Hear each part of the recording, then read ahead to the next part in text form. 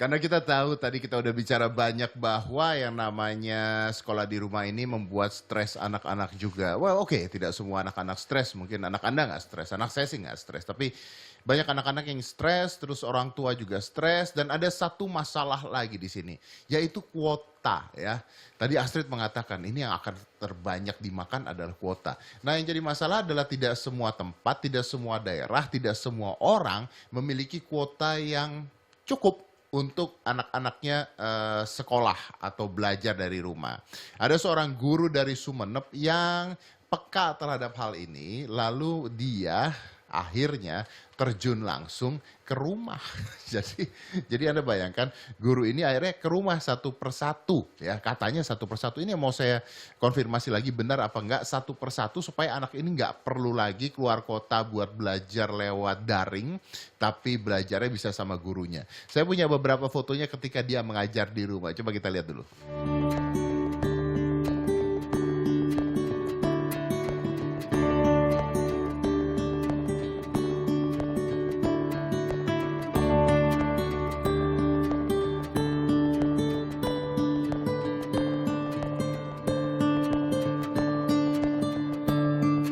Oke, ini dia Pak Afan. Pak Afan, apa kabar Pak?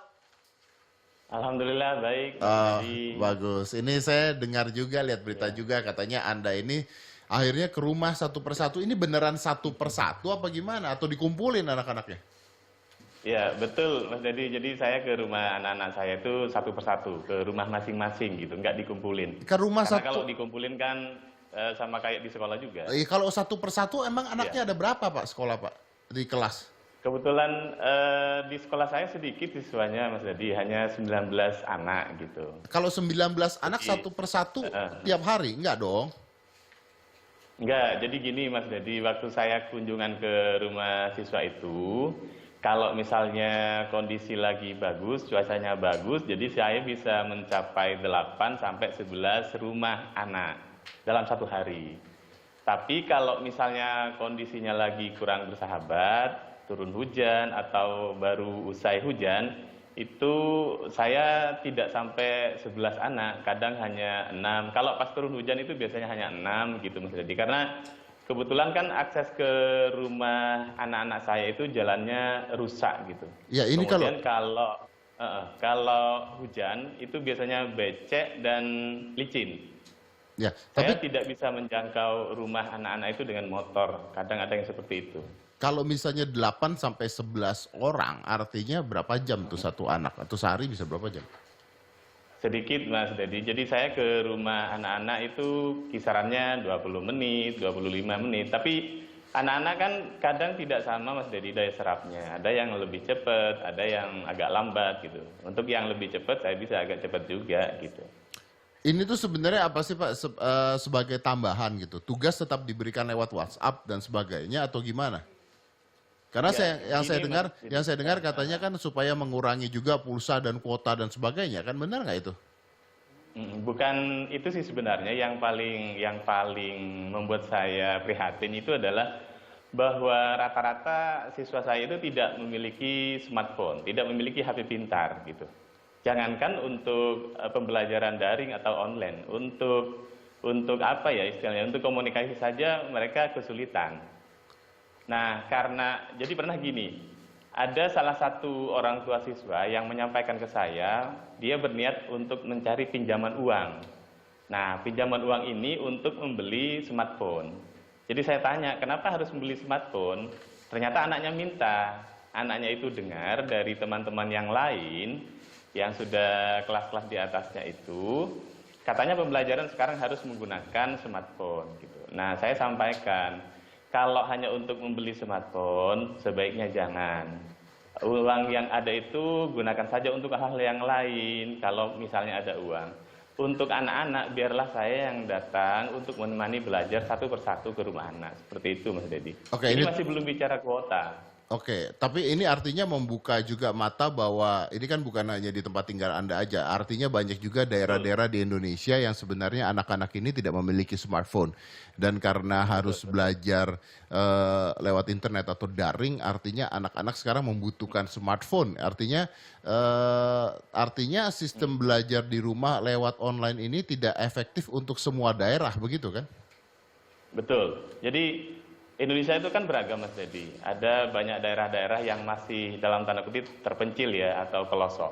Mungkin bagi kota-kota besar pembelajaran lewat daring itu sudah bisa dilakukan atau efektif barangkali. Tapi bagi daerah-daerah pelosok, daerah-daerah yang agak jauh seperti tempat saya mengajar, ini tidak bisa dilaksanakan karena fasilitas tadi yang tidak dimiliki.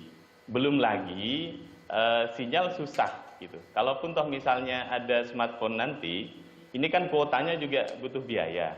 Kemudian sinyalnya juga agak susah. Nah, saya berkeyakinan di wilayah lain di Indonesia itu juga banyak yang memiliki problem yang sama. Iya. Seperti itu Mas Dedi. Nah, ini kalau Anda seandainya Anda harus ke rumah murid ini, Hmm. tidak ada bayaran tambahan kan? Artinya Anda melakukan ini dengan sukarela toh? Betul Mas, karena saya merasa ini adalah kewajiban saya. Jadi saya dilematis juga sebenarnya pada saat itu. Di satu sisi ada imbauan untuk mengajar dari rumah, untuk bekerja dari rumah. Tapi di sisi yang lain, saya tidak bisa melaksanakan pembelajaran daring itu karena terkait dengan fasilitas yang tidak dimiliki oleh anak-anak saya. Jadi sebenarnya kendalanya di sini adalah mereka tidak punya smartphone, mereka kalau punya pun pulsa yang Betul, harus keluar dan orang-orang mungkin ada beberapa orang yang tidak mampu untuk juga untuk melakukan itu gitu ya. Tapi kendala buat Anda sekarang kan betul, akhirnya betul. Anda harus pergi ke tempat anak-anak itu sendiri. Kalau hujan Anda naik motor gitu kan. Akhirnya Iya, apakah iya. ini nggak jadi menyulitkan Anda sebenarnya? Kalau kesulitan sih pasti ya Mas Dadi. Lebih enak memang mengajar dari rumah dengan menggunakan fasilitas itu. Tetapi karena ini tidak bisa saya lakukan, saya juga kan merasa terpanggil. Ini kewajiban saya untuk memastikan anak-anak saya juga dapat pembelajaran.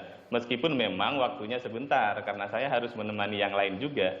Nah, ini juga akan berpengaruh terhadap mereka jika misalnya saya langsung dalam tanda kutip tinggalkan begitu saja, kan seperti itu.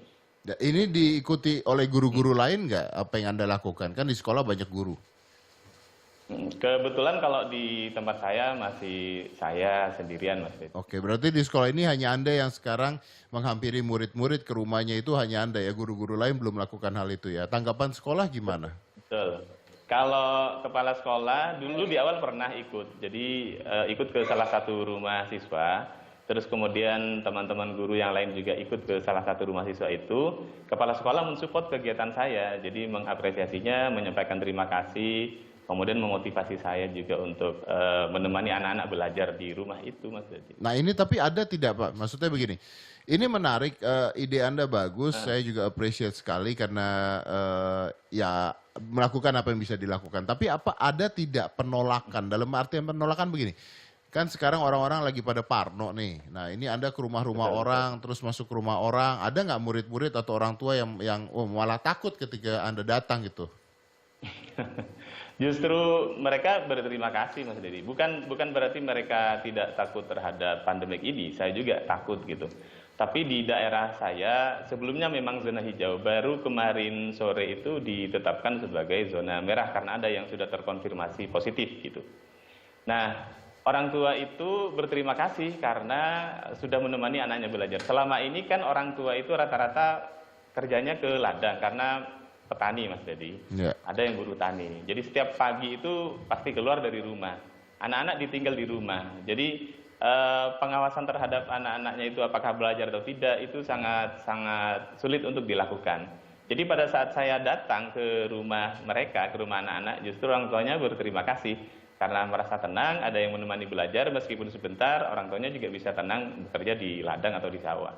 Oke, nah ini Anda berkeluarga, keluarga gimana? Istri mengizinkan Anda pergi setiap hari, jadi akhirnya dari jam berapa sampai jam berapa ini Pak?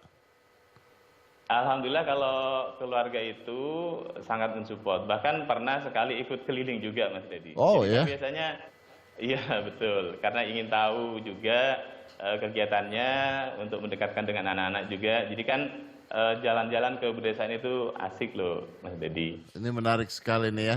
Ini saya nggak tahu apakah ini bisa jadi contoh ya, tapi kalau semua guru melakukan ini nih luar biasa juga nih ya, walaupun merepotkan sebenarnya merepotkan. Tapi mungkin ya gitu untuk daerah-daerah tertentu ya, daerah-daerah tertentu di mana Iya, smartphone itu betul. susah, di mana pulsa itu susah, ya mungkin harus ada seperti ini. Oke, ada Iya, harapan Kak betul. untuk anak-anak sekolah yang sekarang harus belajar di rumah, Pak? Oke. Kalau untuk anak-anak ya saya tetap mensupport, saya berharap mereka tetap tidak patah semangat bahwa bagaimanapun caranya belajar, namanya juga belajar ya harus semangat gitu. Tidak terpaku harus belajar daring atau luring, tapi yang namanya belajar ya harus semangat. Insya Allah kalau tekun mereka juga bisa. Kemudian harapan yang lain bahwa seperti yang saya sampaikan tadi, bahwa Indonesia itu kan beragam. Bagi daerah-daerah yang mungkin bisa dilaksanakan pembelajaran online atau daring, itu mungkin bagus. Tapi bagi daerah-daerah tertentu yang masih belum bisa melaksanakan pembelajaran daring, mungkin pemerintah ini bisa memikirkan solusinya. Apa kira-kira? Kalau misalnya ini lebih pada fasilitas yang tidak memadai, maka mungkin bisa dipikirkan untuk pengadaannya gitu ya untuk anak-anak. Itu Ya. harapan saya sih, Mas. Jadi seperti itu. Baik, terima kasih banyak Mas Afan. Terima kasih Terima terus kasih. Terima terus kasih. berbuat kebaikan ya untuk sebuah pendidikan Amin, di amin. Indonesia. Insya Baik, Allah. terima kasih.